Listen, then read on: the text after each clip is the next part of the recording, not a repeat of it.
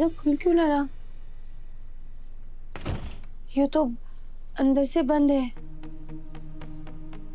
बाबू साहब, बाबू साहब, दरवाजा खोलिए ना बाबू साहब। काकू दरवाजा खोलिए।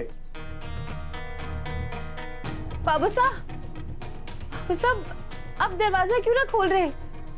देखिए देव सर भी यहाँ बाहर ही खड़े हैं।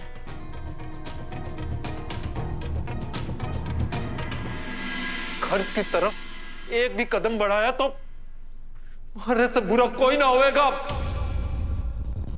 तूने हमारी देवी को नाराज किया है।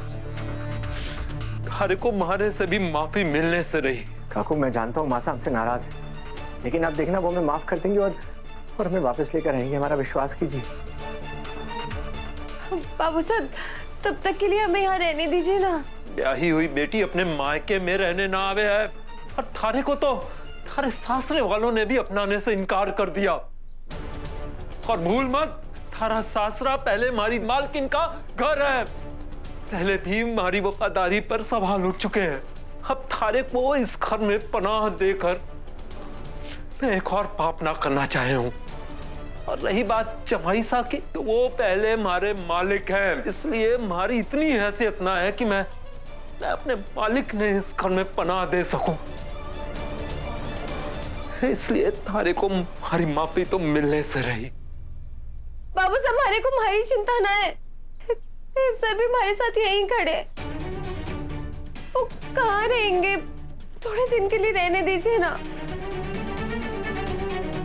तो घर तुम्हारा है ये ना, हमारी मालकिन का है। और जिन्हें हमारी मालकिन ने त्याग दिया है, उन्हें उनका ये नौकर कैसे पनाह दे सके है? बाबू साहब सुनिए। बाबू साहब, बाबू साहब।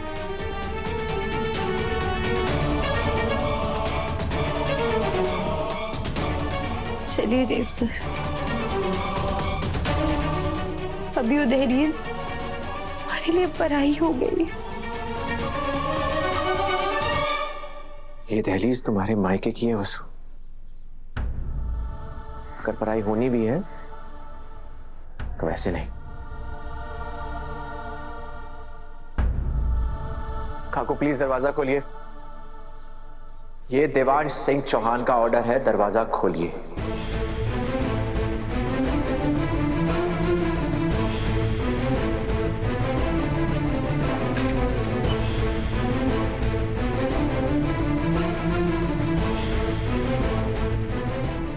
और क्या चाहिए छोटे हुकुम? इज्जत तो पहले ही दे दी। इज्जत ही चाहिए। शादी करके आपने अपनी बेटी को पराया तो कर दिया, मगर है तो आपकी ही बेटी। किसी को मरा हुआ मानने से रिश्ते खत्म नहीं हो जाते काकू। और अगर आपको घर में नहीं रखना है मत रखिए, लेकिन प्यार और इज्जत के साथ विदाई तो दीजिए।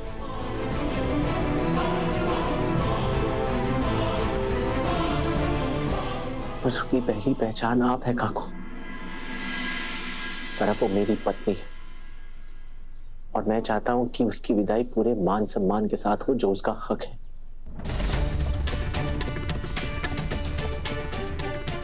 समझाया था ना थारे को कि अपनी जगह मत भूलना। तुम थारे को कभी भी अपनी बहू के रूप में ना अपनाएंगी, पर तूने हमारी एक ना मारी। खबर देख, वही हुआ ना जिसका हमारे को डर था। हमारे को धक्के मार कर निकाला गया और हमारी सालों की स्वामी भक्ति पर कलंक लग गया। कहीं मुंह दिखाने लायक ना रहे। बाबू साहब, और क्या इज्जत चाहिए थारे को? हाँ, हुकुम का भी संसार उजाड़ दिया। सारा उदयपुर जिन माँ बेटे की कस्में खावे है, उन दोनों के बीच दीवार बन के खड़ी हो गई। तो हम यो पाप का प्रायश्चित कैसे करेगी? बस अब आप तेरी पत्नी को और नहीं कोसेंगे बाबू साहब। नहीं, बर्दाश्त नहीं करूंगा। इतना बड़ा बोझ हमारे ऊपर मत डालिए छोटे हुकुम। अरे को बाबू साहब मत कहिए। आप हमारे मालिक हैं, मालिक ही रहेंगे। मैं आपके बराबर ना खड़े हो सकता छोटे हुकुम। आपके पैदा होने के दिन से आज तक हुकुम की आंखों में बस आपकी शादी का सपना पलते हुए देखा है मैंने, और ये सपना मैं ना तोड़ सकता छोटे हुकुम।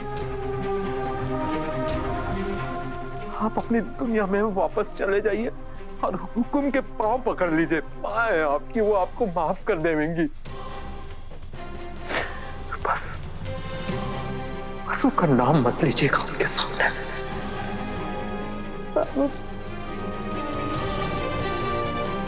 बस वो आपकी पत्नी है।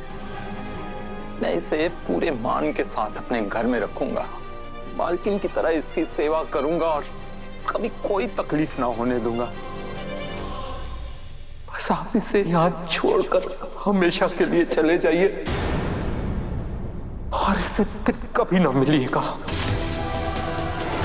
बाबू साहब, चल चल तू अंदर चल, भूल जा जो कुछ भी हुआ सब भूल जा, और माँ बेटे के बीच में ना था, समझी?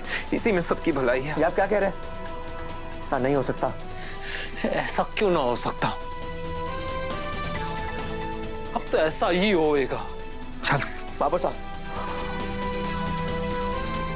वसु का हाथ मैंने छोड़ने के लिए नहीं पकड़ा था। वसु मेरी पत्नी है और मैं इसे कभी भी खुद से दूर नहीं होने दूंगा। चलो वसु।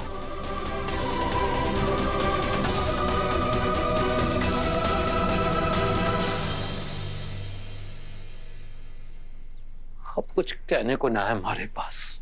के आशीर्वाद दूं आप लोगों को?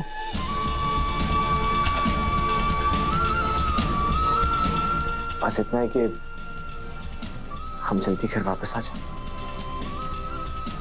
अब इस गरीब लाचार बाप के पास क्या कहने को है आप लोगों के लिए, सिवाय इसके कि जहां भी रहें आप लोग चौहान परिवार की इज्जत बना के रखें।